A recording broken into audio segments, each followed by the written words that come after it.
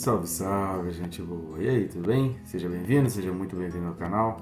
Nesse vídeo falaremos a respeito do seguinte: corre que a porta ainda está aberta. Vem comigo até o final aí.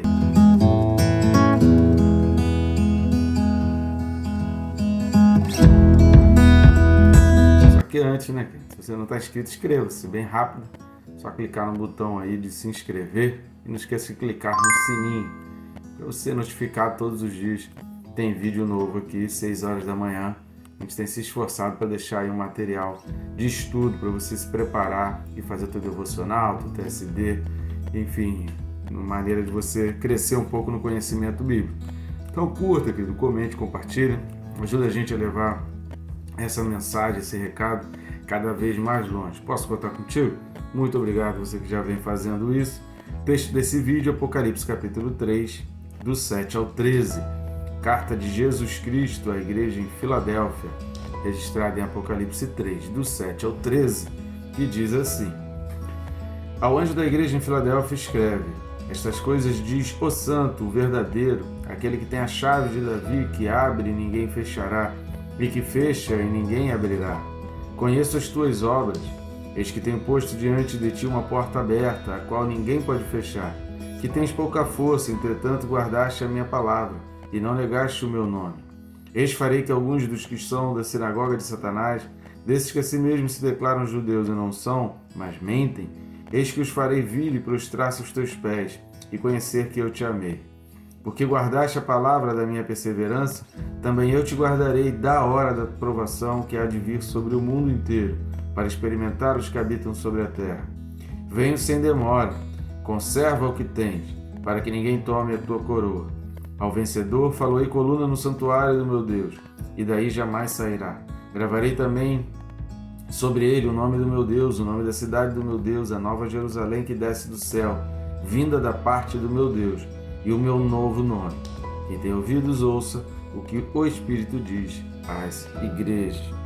Bom, né, querida, a gente já falou aqui, se você não assistiu, assista aí os vídeos referentes aos elogios e às críticas, e também das recompensas. A gente já entrou aqui em muitos detalhes do texto, principalmente esse versículo 10, que fala da hora da provação, ou seja, relacionada aqui à tribulação, que haverá realmente uma grande tribulação na terra. Jesus Cristo está avisando aqui que serão provados, e os momentos de perseguição e tribulação, eles na realidade realmente põem à prova aqueles que realmente são fiéis e aqueles que não são. Lembrando sempre que fidelidade e lealdade é uma linha que carrega todos os itens e ingredientes ao longo de toda a Bíblia. Então, a fidelidade e a lealdade, elas são imprescindíveis para um servo, para um cristão. A expressão no versículo 11, venho sem demora, é aquela expressão que na realidade toda a igreja primitiva, que a gente fala de igreja primitiva, são esses cristãos que, desde os discípulos de Jesus até o terceiro século, até o ano mais ou menos 300 e pouquinho da era cristã, quando Constantino se converte, e aí, historicamente, depois você pesquisa aí o mundo contemporâneo, o mundo daquela época se torna cristão. E aí começa realmente a surgir os templos, aí começam realmente a surgir os templos cristãos, até mudanças de calendário, de adoração de deuses pagãos começam a ser substituídas para que isso fosse começado a apontar para Cristo. Mas até ali, a igreja primitiva, ela girava em torno dessa urgência da volta de Jesus. A pior coisa para um cristão é quando ele começa a perder esse senso de que Jesus pode voltar a qualquer momento.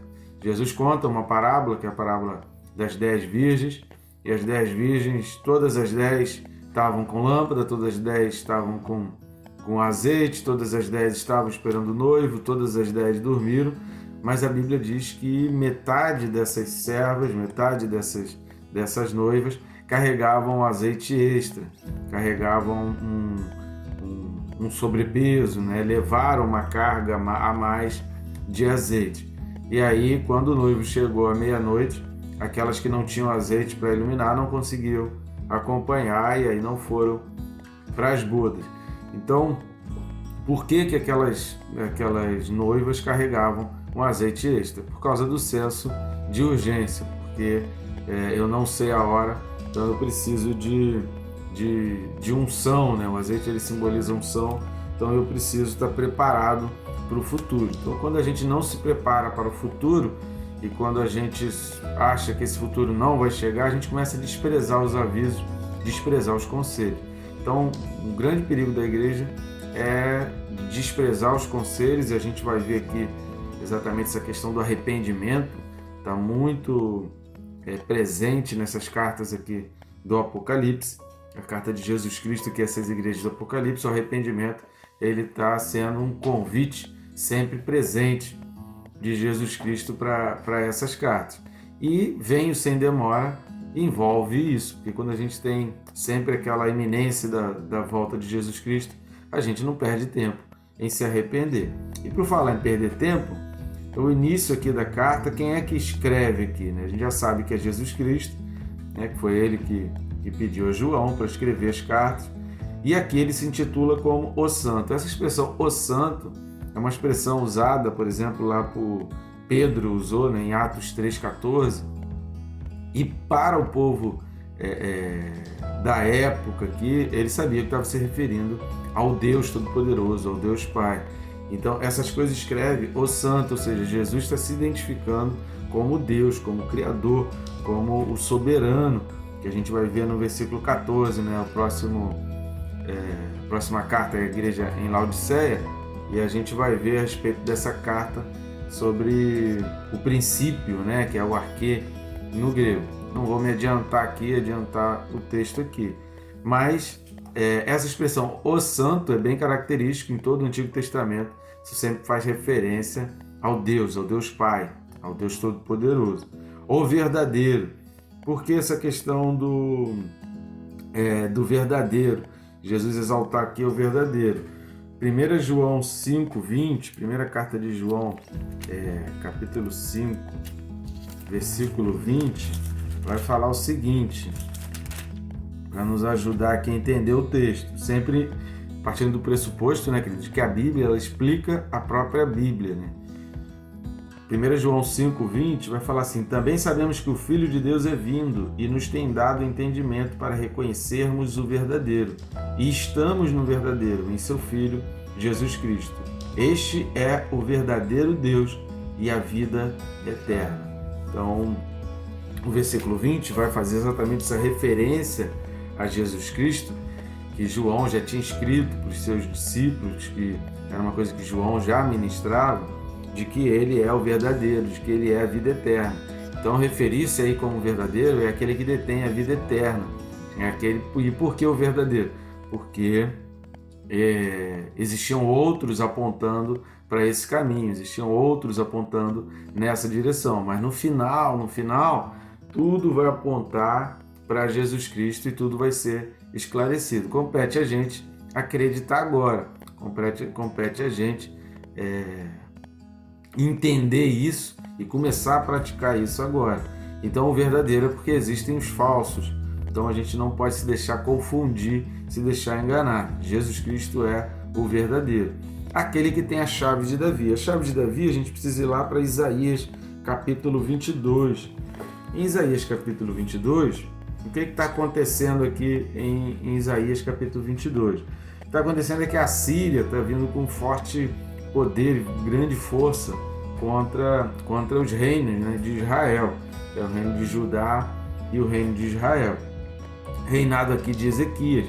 A partir do versículo 15, o Senhor dos Exércitos, aqui como intitulado, né, versículo 15 diz: assim diz o Senhor dos Exércitos, anda, vai ter com esse administrador, com Sebna. Então o Sebna era o mordomo, que vai ser mencionado aqui em outras passagens também de Isaías, e que ele é repreendido por estar preocupado mais consigo mesmo, preocupado somente com a sua própria vida, e não estava preocupado nem em se arrepender dos pecados e muito menos de conduzir o povo ao arrependimento. Isso fica muito claro no versículo 16 de Isaías 22, fala assim: que é tu, que é que tens aqui? Ou a quem tens tu aqui para que abrisses aqui uma sepultura, lavrando em lugar alto a tua sepultura, cinzelando na rocha a tua própria morada? Então, essa expressão, cinzelando na rocha, Isaías está questionando aqui a razão de estar tão ocupado consigo mesmo, né, e preparando a própria sepultura, preocupando somente com a sua própria vida, com o seu próprio umbigo, e não levando o povo aqui ao arrependimento. Então Deus começa a repreender. No versículo 20, ele fala: naquele dia chamarei a meu servo Eliaquim, filho de Hilquias. Então essa expressão meu servo é a expressão, Isaías vai usar isso a partir do capítulo 52, relacionados a Deus. É alguém com uma unção, alguém com uma escolha. Essa expressão é usada muito no Antigo Testamento aqui, relacionada a Abraão. Jacó é chamado também do meu servo. Então essa expressão meu servo diz respeito a alguém que é fiel, alguém que se mantém fiel e leal a Deus, alguém que se mantém firme nas promessas de Deus. Vesti-lo-ei de túnica. Então aqui Deus vai contrapor Sébena com o exemplo de Eliaquim, que era realmente um servo fiel. E no versículo 22 de Isaías 22, finalmente fala aqui: então, porei sobre o seu ombro a chave da casa de Davi. Ele abrirá e ninguém fechará. Ele fechará e ninguém abrirá. Então, a chave da casa de Davi, para o povo aqui de Israel, era conhecido porque essa era a chave do acesso, né, ao palácio. A chave dava acesso à audiência com o rei. Então isso era usado, dizer-se a chave de Davi, passava essa ideia da autoridade do rei, que o rei tem autoridade, mas esse acesso à audiência era um acesso que a pessoa tocava na ponta do altar, que a pessoa pedia clemência, que a pessoa pedia arrependimento, que a pessoa intervia, que a pessoa pedia uma intercessão, né, fazia intercessão por alguém ou por algum outro grupo. Então esse acesso, essa audiência ao palácio, a essa entrada, né, daquela sala diante do rei, simboliza essa urgência em correr até ali para pedir uma ajuda, pedir o socorro. Então a chave da casa de Davi está fazendo referência a essa audiência, a essa sala de pedir ajuda ao rei. O que Jesus está dizendo, voltando lá para Apocalipse capítulo 3, no versículo 7, o que Jesus está dizendo é o seguinte: quem tem essa chave na mão é o próprio Jesus. Jesus Cristo é que tem essa chave. E vai chegar o tempo, quando ele fala que aquele que abre, ele está falando no presente, e ninguém fechará, ou seja, em momento algum ninguém vai fechar.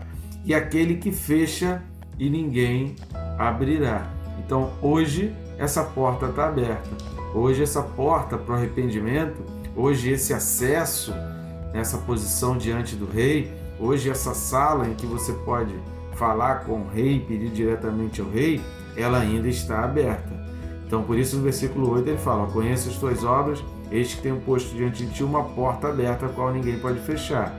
Ele fala da pouca força, que a gente já mencionou sobre isso, né? E até dessa porta também a gente já mencionou a respeito de um outro ângulo também, que é muito importante a gente pensar, a gente já falou aí, mas ele fala: guarda a palavra da minha perseverança, porque eu também te guardarei da hora da provação. Venho sem demora, no versículo 11, conserva o que tens para que ninguém tome a tua coroa. Então é importante a gente conservar o que tem enquanto ainda há tempo. Então esse acesso aqui da chave do rei mostra essa autoridade de Jesus sobre o tempo. Ele está avisando, ele está recomendando, ele está dando conselhos, ele está dizendo conserva, ele está dizendo guarda, ele está dizendo ser fiel, ele está dizendo dê ouvidos, aquele que tem ouvidos ouça, porque vai haver o tempo que a porta vai estar fechada e aí ninguém mais vai conseguir se arrepender. E as pessoas vão querer se arrepender e não conseguirão mais. As pessoas vão querer um perdão e já não vão conseguir mais. As pessoas vão querer falar com Deus e já não terão mais acesso. Então a gente precisa correr enquanto é tempo. Qual a tua urgência da volta de Jesus? Quando que você pensa que Jesus voltar? E se ele voltar agora? Se ele voltar daqui a 5 minutos? E se quando você assistir a esse vídeo aqui, a Igreja de Cristo já não estiver mais aqui e os cristãos já não estiverem mais aqui, tiverem sido arrebatados? E se isso for uma realidade? A gente precisa crer nessa realidade, independente, querido, das dúvidas com relação a como será o futuro. Jesus, ele não deixa claro como isso vai acontecer, mas uma coisa a gente precisa estar certo: vai acontecer. Independente de como e quando vai acontecer, a minha vida hoje, ela precisa estar em um acerto com Deus. A recomendação desse vídeo é exatamente essa: corre, que a porta ainda está aberta. Porta para quê?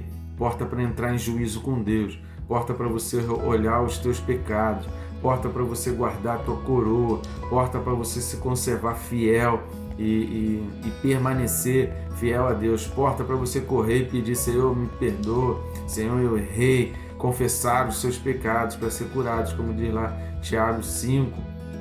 Então a porta está aberta ainda, porque o Espírito Santo ainda está aqui para permitir esse acesso. Quando Jesus Cristo, que é aquele que tem a chave, trancar essa porta e o Espírito Santo já não estiver mais aqui, não vai ter mais tempo para arrependimento, para pedido de perdão. Então, querido, corre.